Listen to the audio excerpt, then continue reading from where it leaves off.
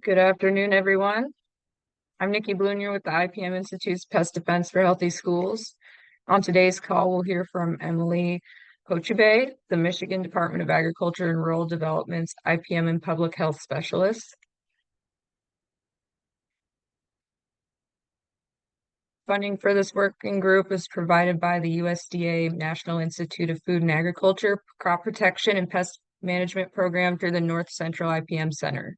Thank you to the National Education Association, Pest Boss and Excluder.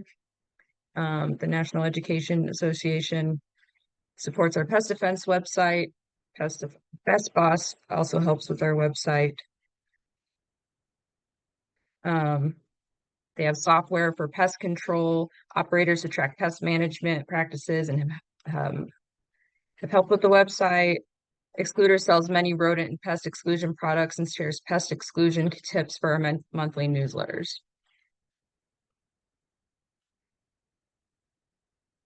Remember that our online training modules are free and open access. Please share with any school districts you think might be interested. And feel free to contact me if you want to receive our future newsletters or join the working group. This is my email and blunier@ipminstitute.org. And before the webinar, I wanted to use this time for working group updates. If you have any updates, feel free to mention them now.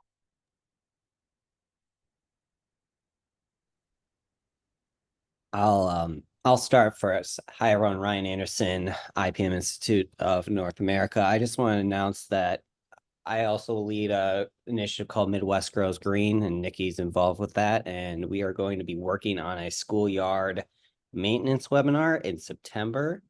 I believe it's September 26th. So if you're interested in that work, please do reach out to me, randerson@ipminstitute.org. I'll put my email in the chat, but the focus is on Milwaukee schoolyards, but we've also done a lot of work in Chicago, and we just want to help our schoolyard maintenance providers manage their schools, their schoolyards, their turf grass, as well as their other vegetation in a better way out here in the Midwest, but also nationwide. So thanks.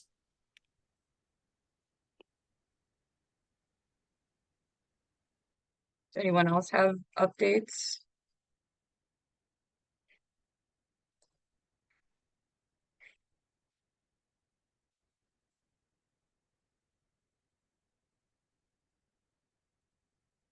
Okay.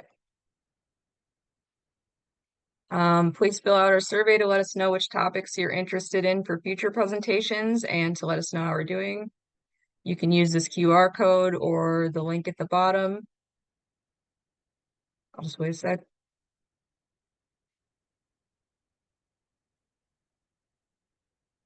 Okay. And then we have a couple of upcoming webinars. So mark your calendars for our next webinar on August 29th with our speaker today, Emily Pochubay and Dawn Gouge, the medical entomology professor and public health IPM specialist. The topic will be IPM in Michigan schools and child care facilities, and you can register using this QR code or the link at the bottom. And I'll also send out an email. And then we have another webinar on October 4th with Hillary Peterson from the Maine Department of Agriculture, Conservation, and Forestry about school nurses in IPM. And you can use that QR code or enter the link at the bottom to register. And again, I will be sending an email to the working group about this. And we will start the presentation in just a moment. First, I'm going to start a poll. And it's okay if you don't know the answer. We'll ask again at the end of the presentation. Oops.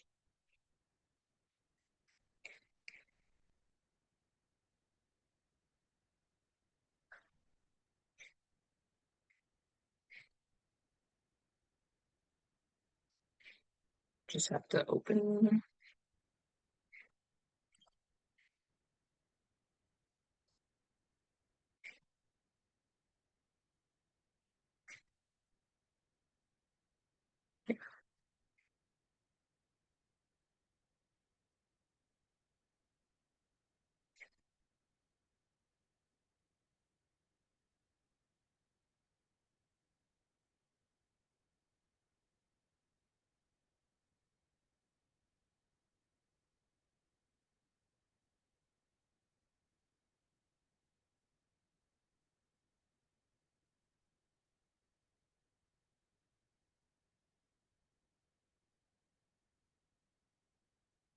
Is this okay? It's working. Yep, it's working.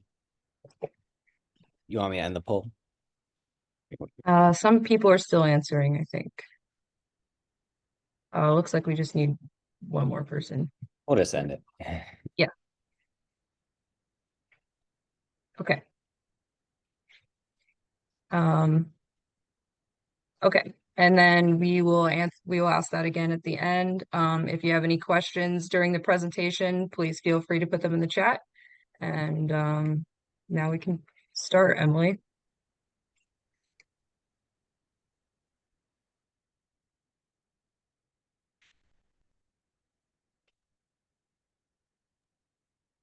All right, can you hear me okay? Yeah. All right. Okay, I'm going to turn my video on briefly just while I introduce myself. So, hi everybody. Thank you to the IPM Institute, specifically Nikki and Ryan, for inviting me to present to you all today.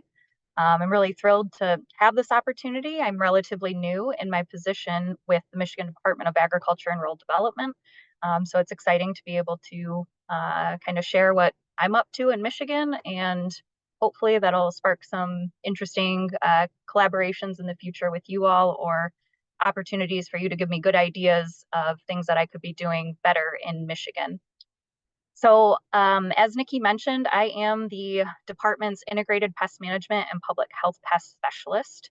Our topics that we're going to cover today are going to include what the state of Michigan requires of schools when it comes to integrated pest management.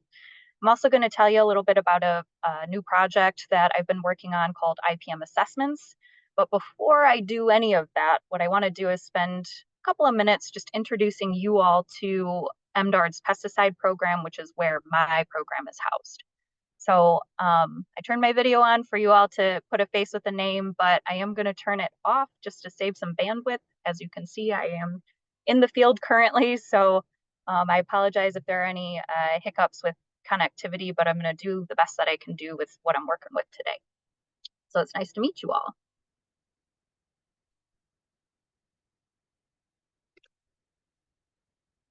Okay, so this overview slide is just telling you what I just told you, the points that we're going to cover today. So again, the first thing that I want to do is introduce you all to MDARD's pesticide program.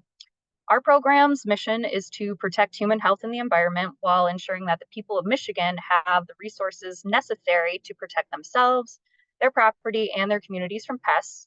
And the way that we do that every single day is through the regulation of the sale, use, and disposal of pesticides under the authority of the Natural Resources and Environmental Protection Act of 1994. That's Act 451, Part 83, Pesticide Control. We are a small but mighty team. We actually just had the opportunity to hire some new staff, so we are up to 17 field inspectors currently, which we are thrilled about. They are overseen by one field supervisor. We also have 5 program specialists, which is where my position falls into. We have one administrative support person. Our fearless leader is our section manager. Some of you may know Brian Verhoogstrait. He is awesome. And we also have an enforcement unit, which is comprised of an enforcement unit manager and 2 coordinators that work under her. Some of the things that we do day to day include licensing roughly 2,000 pesticide application businesses across the state, and that licensing occurs annually. That's overseen by our pesticide application business license specialist. We also have a certification specialist that oversees the certification of roughly 21,000 plus pesticide applicators across the state. And our pesticide product registration specialist oversees the registration of 16,000 plus pesticide products annually. Our field inspectors conduct inspections with with our regulated industries, which includes the folks that we're licensing and certifying to ensure that they're in compliance with state pesticide laws and regulations. They also visit retail locations to ensure that pesticides being sold are registered and being sold appropriately. They work with schools, daycares, and healthcare facilities to help them be in compliance with integrated pest management. And we also do work on farms to ensure that farms are providing agricultural worker protection standards for ag workers. This time of year, inspectors are very busy doing investigations related to pesticide misuse complaints. So that's another big part of their role in addition to our routine inspection assignments. And then our enforcement team is tasked with determining appropriate enforcement actions for violations that are identified by inspectors in the field. And finally, my most favorite piece of everything that we do is providing education and compliance assistance, both to the public and to our regulated industries. And we cover many, many different topics as we do this. Not only our state pesticide laws and regulations and worker protections, but we cover some special topics too, helping folks with protecting endangered species. And then the bolded topic here that everyone is here for and excited and thrilled about, integrated pest management, which is a big part of my role. So my program is the IPM and Public Health Pest Program. I am a team of one, so it's nice to meet you all. I'm looking for anyone that I possibly can to work with in this world to better facilitate my own learning and, you know, our I'll say ocean to ocean collaboration potential.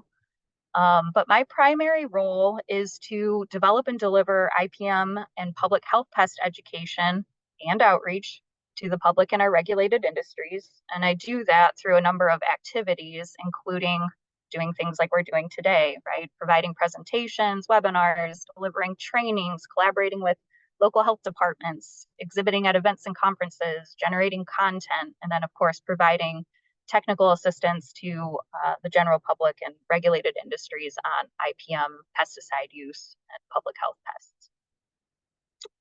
So that's just a brief overview of what our program is, what my program is, and where it's housed. But I'll jump into the state requirements for schools and daycares now. So as we move into the next part of this, I'm going to tell you that the coming slides are text heavy, and that's because there's a lot in Michigan when it comes to the requirements for schools and daycares, when it comes to IPM and pesticide use and notification requirements. But these can be broken down into a few major categories, and that includes the IPM program requirements, IPM training requirements, annual notification, advance notice of pesticide applications. And then from time to time, we need to determine whether or not school employees are actually required to be certified by MDARD to apply pesticides. And that's dependent on the kinds of products that they're using at the school. And all of this falls under Act 451, which I introduced to you earlier, as well as MDARD's Pesticide and Plant Pest Management Division, Regulation 637. So for anyone interested in reading laws and regulations, those would be your reference points for Michigan. So these coming slides, I'm going to cover what those state requirements are, and I just want you to know that these are a summary, okay? I'm not reading them word for word how they're written in the law and regulations. So bear with me. There may be some things that are left out just for the sake of keeping this short and sweet. But the main points when it comes to IPM is that prior to a pesticide application inside of a school building, an IPM program needs to be in place and located at the school. And we do accept either a physical or electronic copy of that. So many of you are probably familiar in this modern day and age that many companies are giving their accounts electronic access so that they can access their customer records and application information. So we do accept that. And then in addition to the IPM program, the applicator, so the person who is making a pesticide application inside of a school building, needs to have completed a verifiable MDARD approved IPM training. Now, 14 out of 14 of you, or whatever that number was, 100% of you already got the quiz question right. So I hope that that doesn't back up. We should get 100% again, and now I know that you all are way too smart and I need to make that question harder in the future. So yes, indeed, you're correct. Those applicators do need to have training to make the application. Now, there is one exemption here when it comes to IPM, and that's that sanitizers, germicides, disinfectants, and antimicrobials are exempt from IPM program and training requirements. So that's to help with custodial staff who, even though they may be using pesticides, they don't necessarily have to go through the training and keep a application record as part of the IPM program to do those routine cleaning activities that they do at the schools. So for an IPM program, there are different elements that the state of Michigan requires be in that program. That includes a site evaluation. So what I mean by this is a site description. That could be a map of the facilities, that could be a written description, it could be a combination of both. This is not well described in the law, so it's sort of open to interpretation, but I will say a map or a written description is how we advise schools to provide a site description. We also require inspection, monitoring, and the concept of thresholds.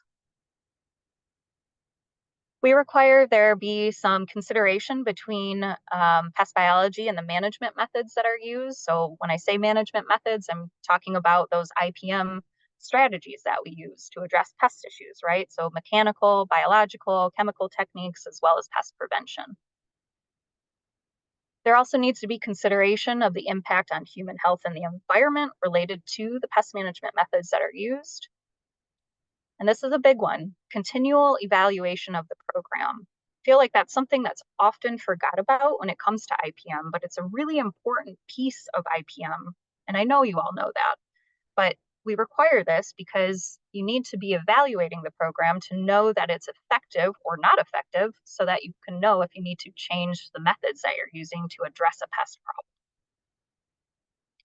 Record keeping is a big piece of the IPM program, and I'll tell you more about that in the coming slide. We also need information in the program that the applicator is going to provide service records to the building manager. They can either do that at the time of service or electronically within 48 hours after the service. Then lastly, the building manager needs to accept responsibility that they'll be posting signs that are provided by the applicator. So again, the state requires that the applicator provide the signs, but they need cooperation with the building manager to actually post them. So if you're interested in looking at a template IPM program that MDARD has put together, that is available on our website, which is michigan.gov/IPM, or you can scan that QR code and it will send you right to our website. So I mentioned IPM records, and this is like a whole other subset of elements that's required as part of the IPM program. So many of you are familiar with application records, and that's essentially what this is, but it has a few added elements to it in the spirit of IPM. So we require that for indoor applications at the school or daycare, right? Because IPM is required for indoor applications. These elements need to be provided in that record. And that includes the date, address, location, or the room of the application. If a hired company is used, then the company name and an emergency telephone number is needed. We also require the applicator's name, the target pest, an inspection report, pest management recommendations made by the applicator. So the intention here is to encourage the applicator to be thinking about other IPM methods that could be used besides just pesticides to address a pest problem. Okay. In addition to that, if the applicator actually does anything other than apply a pesticide, so if they've done structural or habitat modifications to address pest issues, then we want to see that documented. And then finally, when a pesticide is used, we require the name and the quantity of the pesticide used to be documented in that record. So I have a little asterisk here, and this is regarding folks who are commercial certified applicators. So the state of Michigan has requirements for all commercial applicators to keep application records. And the elements that are required for those applicators go beyond what you see in this list. So there are additional requirements that might apply for those commercial applicators. And that's important because schools may be hiring a business that has certified commercial applicators, or as I mentioned earlier, a school facility person may be a commercial certified applicator depending on the application that they're making. So in that scenario, they would need to fulfill both the IPM requirements as well as the commercial applicator requirement. All right. I feel like I should skip this slide since you all got it right, but the IPM training is another piece that's required. And the training essentially covers the topics that I just outlined with regard to IPM, the IPM program. So the idea here is that the applicator is being trained on what is IPM, what is required in the program, and then they know the elements that they need to be doing or providing to the school to ensure that they're in compliance. The applicators can receive training using any MDARD approved materials. So MDARD has an IPM training available on their website that applicators can complete. There's a verification form that they fill out and send back to us, and we put their name in a database. Sometimes companies develop their own IPM training and they submit that to us for approval. So I review those, and when they're approved, then they go through that same process where they send us verification that an applicator's received training, and we add their name in our database. What you all may or may not know is that I'm working with the IPM Institute now to develop a virtual training that's going to be posted on their Pest Defense for Healthy Schools. So we're really excited for the grant that's supporting that and hoping to get that online soon. For IPM training is only required one time per applicator, but we do encourage applicators to continue their IPM journey and continue seeking out educational opportunities to expand their learning about new advancements in IPM. So I'm going to shift gears here to talk about some of the notification requirements. And I know these aren't specifically IPM requirements, but they are going hand in hand with things that are happening at schools when it comes to pesticide applications. So whereas IPM requirements apply to indoor applications, these notification requirements are related to pesticide applications that happen inside and outside of the school. So the two forms of notification fall into these categories. There's the annual notification, which tells parents and guardians when and how application information will be communicated.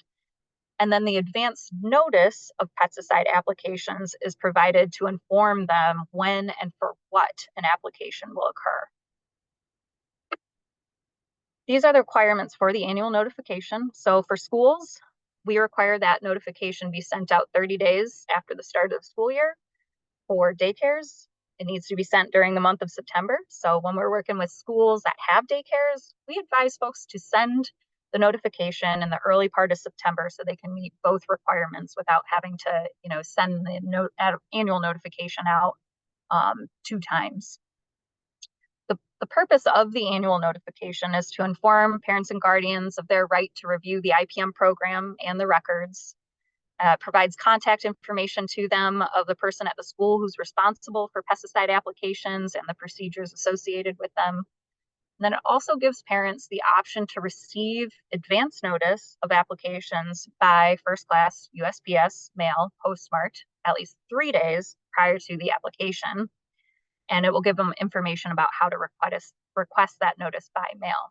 So requesting notice by mail is in addition to these other forms of advance notice that the school is required to provide. So 48 hours prior to an application, the school needs to post at the primary entrances of the building, and then they can select one of the following options. They can either post in a public common area other than the entrance, they can post on their website, they can send an email out, they can contact folks over the phone or push a button that sends a recorded message to folks, or they can send a note home with students or children that they can give to their parents. If you're interested in looking at the annual notification, there is a template available on our website. There's also a template for the advance notice. And last year we put those together and provided them in both Spanish and English. So here are the bits that are required for advance notice. There needs to be a statement that a pesticide is expected to be applied.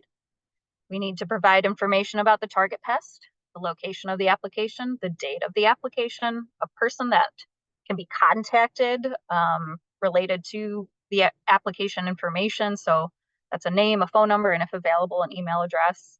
Then we also require that these 2 phone numbers be on that advance notice, which includes the number for the National Pesticide Information Center, as well as our state agency, MDARD's phone number. So I know I'm going over that quickly, but hopefully you all kind of realize that when it comes to advance notice, this can get a little bit logistically challenging. So again, advance notice needs to be provided 48 hours prior to the application and 3 days prior to the application by mail for parents that have requested it, which means there's dual responsibility between the applicator and the school to coordinate pesticide application schedules. So communication really is key here for the applicator to be able to work with the school, provide them enough notice of applications that are going to occur so that the school can be in compliance with the state of Michigan's requirements for notice. So these advance notice apply to both indoor and outdoor applications all year long, which is sometimes forgotten about when school's not in regular session. Baits and gels are exempt from providing advance notice, but again, things like a spot spray of weeds in the parking lot would be required to have advance notice. So there's one alternative. During summer break, the school can use a messaging system that parents can access at least 1 day before the application. And then there's also an exemption of advance notice when it comes to emergency applications. So in the event of emergency, the applicator can address a pest issue, but then the advance notice information needs to be provided after the fact. So all of the elements that we went over that are required in advance notice need to be provided. If parents have requested notice by mail, then that information needs to be mailed to them. And rather than a statement that's indicating an application is expected, it would say that an application occurred. We get this question a lot. What's considered an emergency? So emergency situation is actually defined, and this is a summary of that definition, but it's an occurrence which is not reasonably foreseeable and requires attention and action before the time required for advance notice to protect or enhance the health or safety of those reasonably believed to be involved with or exposed to the occurrence. So our best example of what an emergency would be is what you see in the picture, right? These stinging wasps or bees, which could pose a health concern to the students or staff at the school, would be considered an emergency. All right, we're moving into the final piece of requirements that I'm going to cover today when it comes to schools and pesticide applicators. So a school employee can apply a general use, ready-to-use pesticide at a school without being a certified applicator. That's not the case in every state.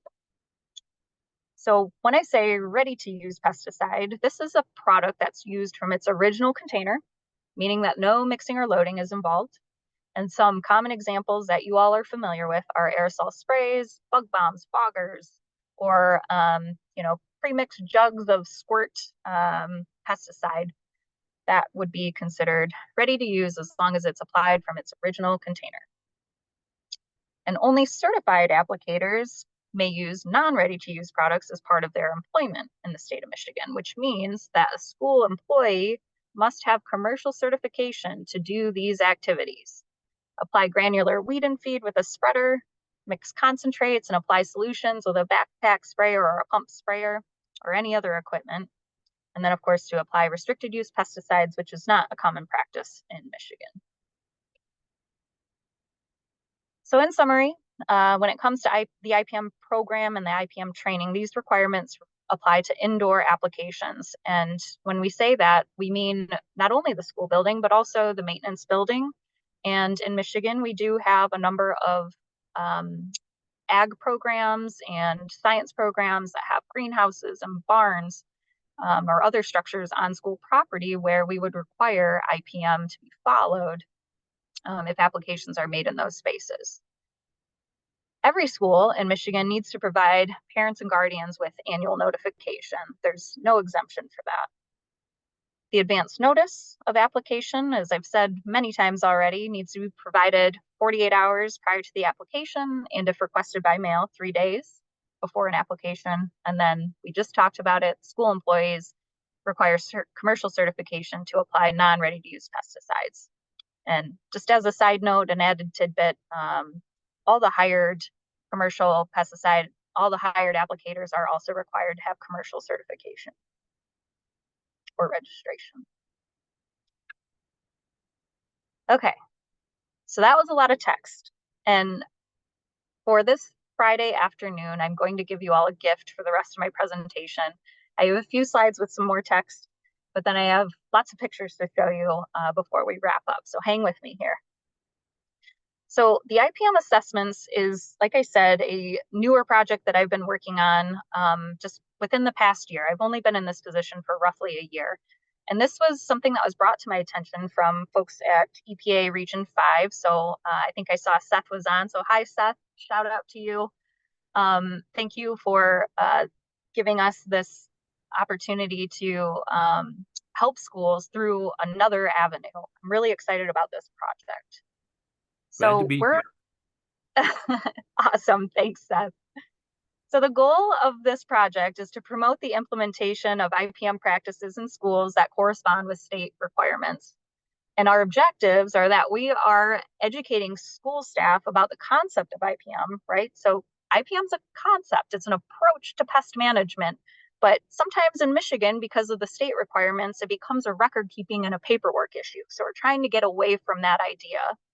So we're educating school staff about the concept of IPM and the techniques that they can use at the schools. We're helping them identify pest-conducive conditions that they can address using these IPM techniques, and we even suggest some solutions for them.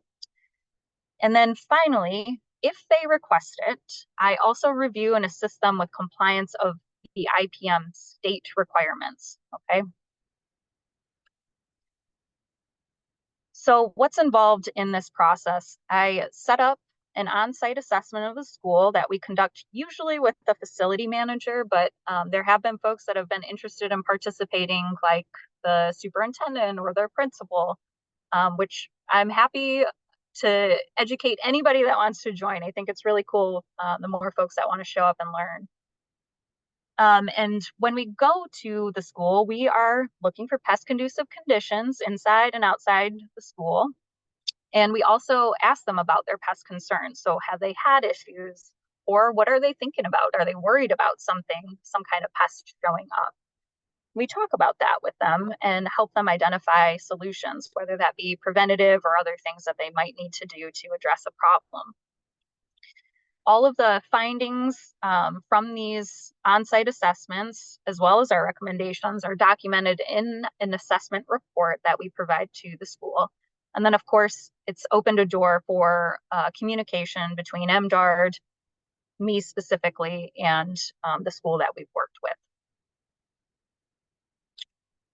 Okay, so here's just some examples of areas that we are looking at. And if you are interested in what folks are doing in terms of assessments, I will tell you that a quick Google search of IPM in schools, and surely you all know this already, produces a ton of checklists that you can look at for areas to inspect as you're looking around the school for pest-conducive conditions. But we do a walk around.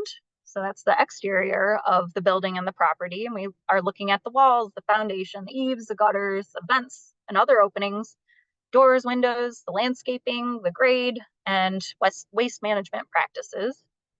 And on the inside, we're doing a walkthrough and keeping our eyes peeled for pest-conducive conditions in these other areas: the kitchen, food storage and receiving areas, cafeteria, concession, gym, hallways, lounges, restrooms, custodial and storage areas, and classrooms, in particular, classrooms where kids are eating snacks. So oftentimes that happens to be in the younger kid classrooms. So as promised, here is the onslaught of pictures for you all. So again, we're looking for these pest-conducive conditions. You can see here where the double doors meet, there's some light that's coming through. So this is a view from the inside. A really great tip from Seth was that if you want to know if that is not pest-proof, you stand on the inside during daylight and you look to see if the daylight's coming through the doors. And lo and behold, this is an example of that. So I believe that where that junction occurs is called the astragal. I learned that term, and that's my nugget for you all for the weekend. Tell all your friends. I thought that was a good Scrabble term. So astragal. So you can see that we are seeing daylight, and we did also check too with our tool to see if that would be bigger than a quarter inch for a mouse, and it surely was. So we advise the school that they need to address this issue. We're also looking at areas where utilities are coming into the building. So in the middle picture there, you can see there's some examples of places where things were sealed up pretty well. It looks really good, but then you might not be able to see it. I can't tell how big it's going to be on your screen, but the left-hand side of that middle picture, there's a PVC pipe that's broken off and there's a hole there. Okay, so that was just an open hole, something that got away from them, right? They don't ever look at that part of the building, so they didn't notice that that was broken. I've noticed that screens are a big deal, right? Lots of damaged screens at schools. I think, kids maybe are rough on them, or there's other activities going on where these get damaged and kind of forgotten about. So we do document those and talk about repairing them. That's a pretty good example of a damaged screen. Here you can see hopefully you can see right at the junction of the soffit and the brick wall, there's some white splattering on the brick wall. And that's actually from birds. So that was a hole that birds were nesting in. And then the school bell, there was actually a recessed area behind that. It might be tough to see, but the black area behind that bell did have an old bird's nest in it as well. To the right, you can see that this maintenance shop roller door had some weather stripping that had been gnawed away by a mouse. And they had told me that they'd been having mouse problems in this shop area. They were also storing grass seed in there, so the mice were eating the grass seed and having a really enjoyable time hanging out in their cozy, warm spot with all the food they needed.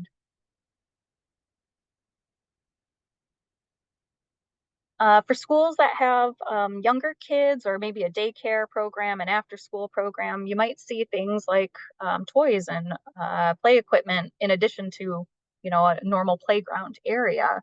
So in this case, this little cute house had a really cute flower box, which I'm a big fan of, and I think that thing is a grill. But those had recessed areas that weren't draining, so it was collecting water, and we talked to the school about how that could be a breeding ground for mosquitoes.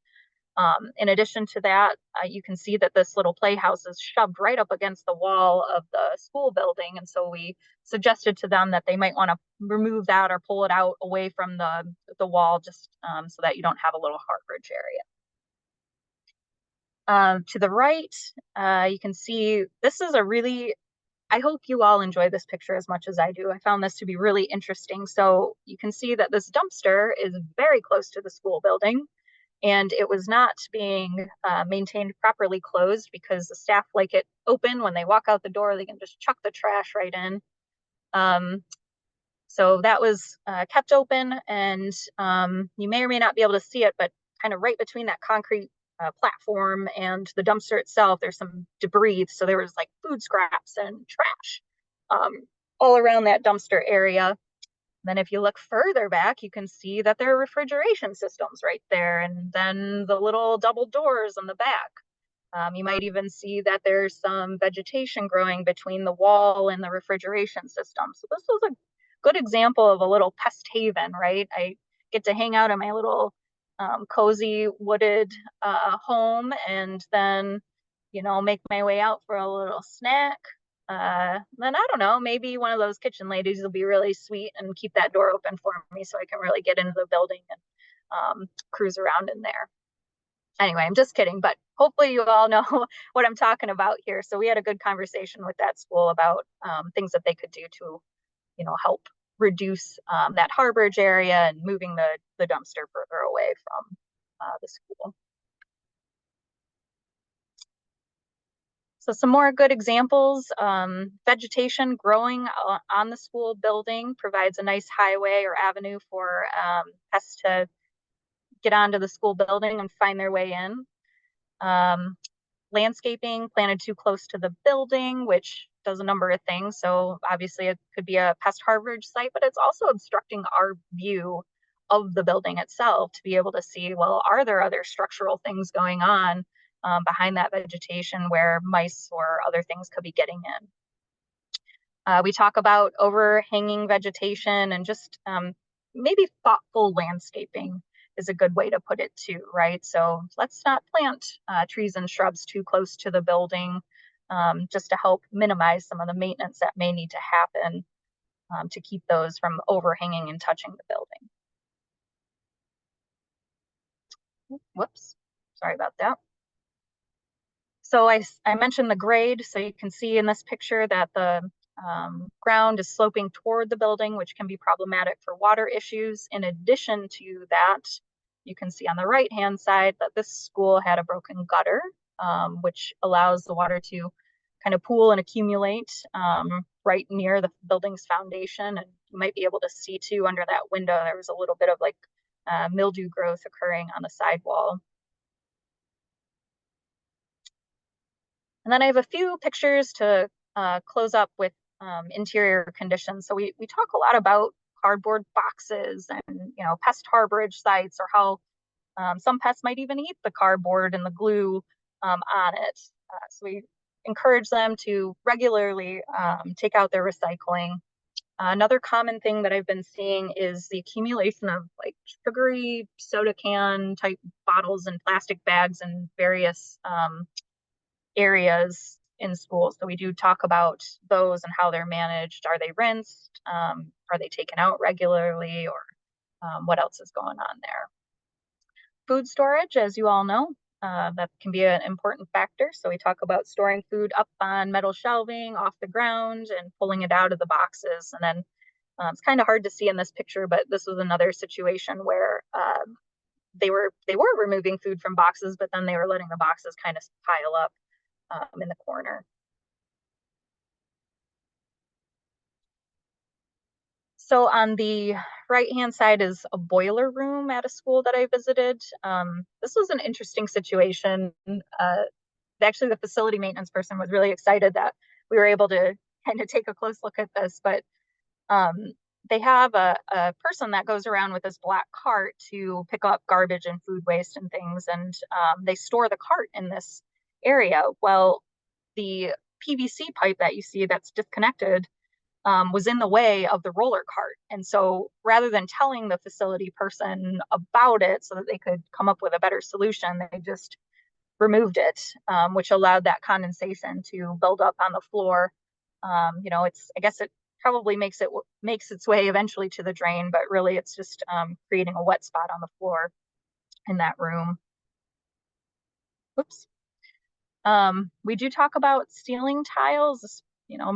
May not seem like a big deal, but if there are pests active in the ceiling, having the ceiling tiles properly installed and not missing can help prevent anything from dropping down into the hallways or the classrooms where students and staff may be. So these are just some examples of things that we have seen in schools during these IPM assessments, and examples of things that we talk about with the school and try to help them come up with solutions, that they can do over time. In some cases, we know that funding is limited and things for schools, so we try to work with them to do the easier things first, and then, keep in the back of their minds the bigger projects that they may need to address. So in summary, the MDARD's IPM and Public Health Pest Program, my program, aims to facilitate healthy environments for children to learn and play. And we're striving to help schools achieve compliance, not only with, achieve compliance with state requirements by educating them about IPM and what's required, but truly, again, what we're trying to do is educate staff about the concept of IPM and the benefits of IPM so that they can use these techniques to prevent and address pest problems. So that QR code will take you to michigan.gov/IPM. And you're welcome to take a look at that. You can reach out to me directly if you'd like. Otherwise, I'd take any questions you have.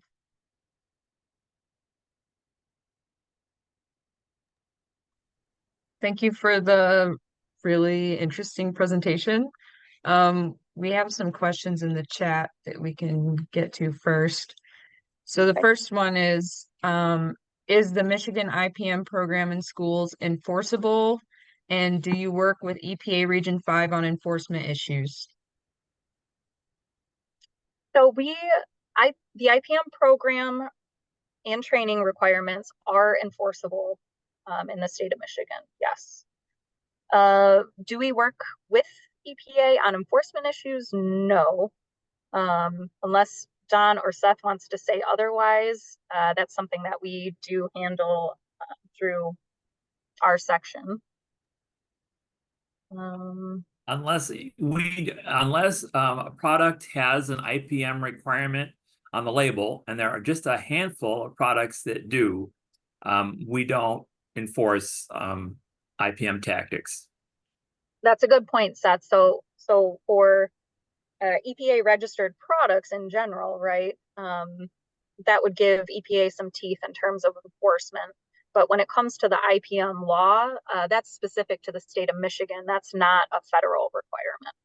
No, it's not. IPM is not a federal requirement. Okay, thanks. So there's another question. In the scenario where a teacher keeps and uses a can of bug spray to kill or prevent insects in their classroom, the only violation would be failure to notify? Sorry, I'm going to read that, Nikki. I just pulled it up. In the scenario where a teacher keeps. Well, Seth. This is the thing that this is one of the things that we deal with, is teachers that have bug spray in their classrooms. Yes. So it depends, right? So firstly, have they used the product in accordance with the label? That's the first question, right? And if they have, then they move on to the next question. Are they IPM trained? Because that's a requirement if they're using it in the classroom. Did they make a application record for the IPM program? Is there a program in place? Okay, so that would be another thing. There's also a requirement regarding certain kinds of sprays in classrooms that after they are made, the students can't go back into that classroom within at least 4 hours or longer if required by the label. So that would be another potential issue. And then of course, let's see, the notification piece of it would be, well, did the school send out annual notification? And if they didn't, then that's a problem. And then did they do an advance notice if it was a non-emergency situation, right? That would be required. But if they were spraying stinging insects, then they would have been able to provide that notice after the fact. I know that's a lot of information to break down, but no, that's exactly what I was after. And a good example would be in Wisconsin or even actually in Indiana, Ohio. A teacher cannot apply a pesticide in a school unless they happen to be licensed and certified by the state. So that's the hook that we do to keep teachers from taking matters into their own hands.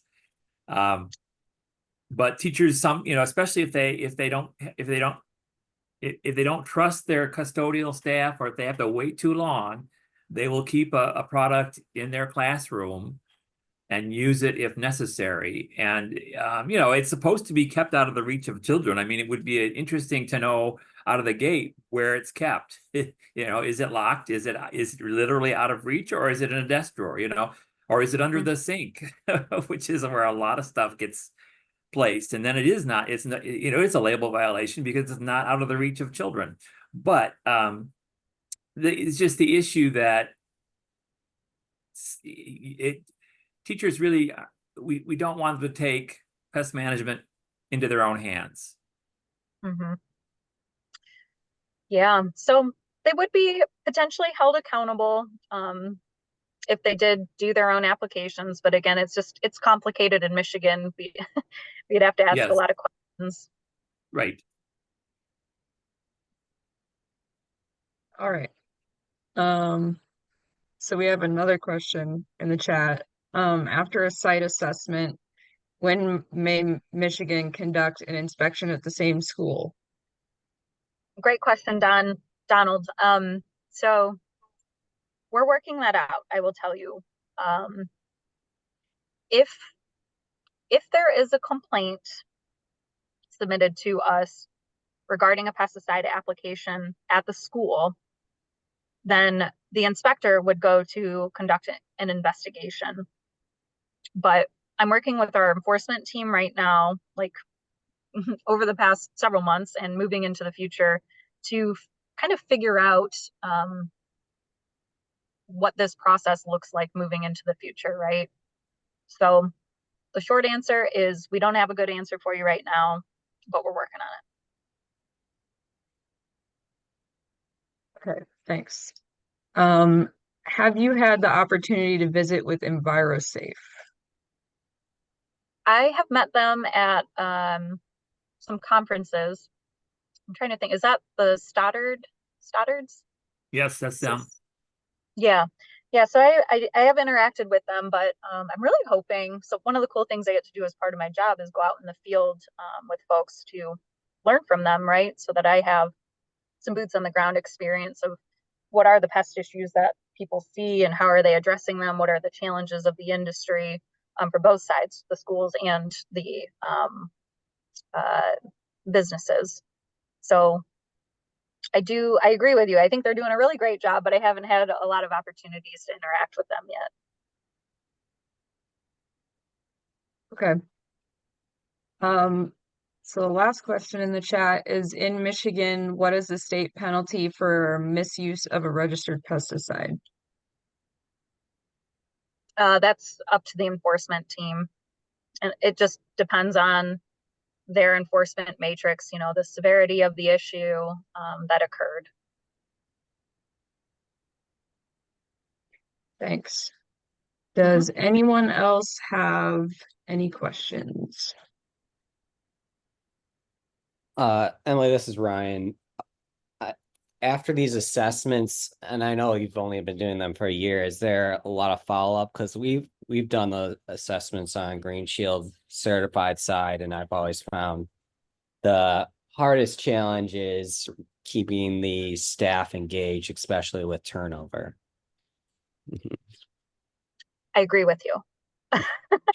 I have thought a lot about this, Ryan, and I mean, I think it would be really neat if we could brainstorm ideas on how to keep the conversation going. I guess that's how I've been framing it. You know, whether it be through like a follow-up survey or a follow-up contact, just to reach out and see, you know, what did you do? What was helpful? What did you change? You know, ask some of those questions. But we should talk about that more because I'm thinking of it too. Yeah, absolutely. Thank you.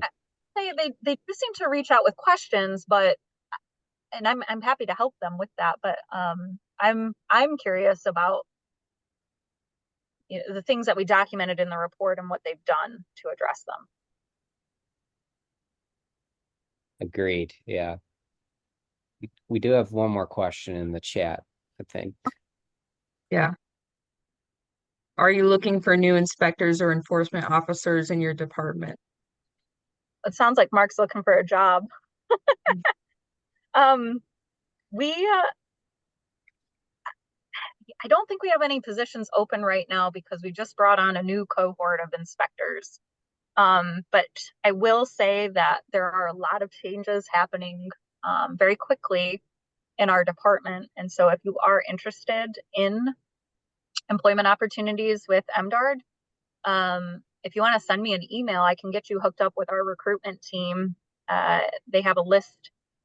It's sort of like a who are you, what's your training or background, and what are you interested in? And then as positions pop up, they do send emails out to folks as a recruitment opportunity. Come on back to Michigan. I don't blame you. I'm sitting in beautiful Traverse City in the parking lot right now, but maybe someday I'll retire. You can have my job.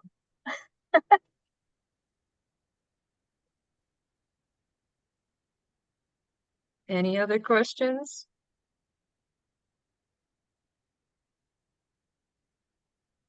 I don't think we're gonna do the poll again because everyone already got it right. It was too easy. Now that I know you guys are all, way too smart and you know everything about Michigan, I'm going to make it harder next time.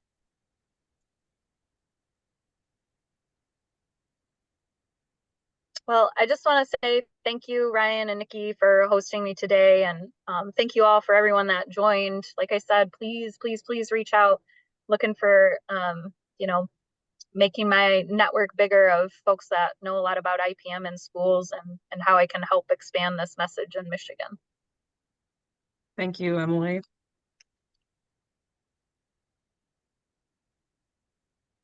Thanks, Emily. And thank you everyone for joining. We'll have the recording out soon. Yeah, I'll send the link.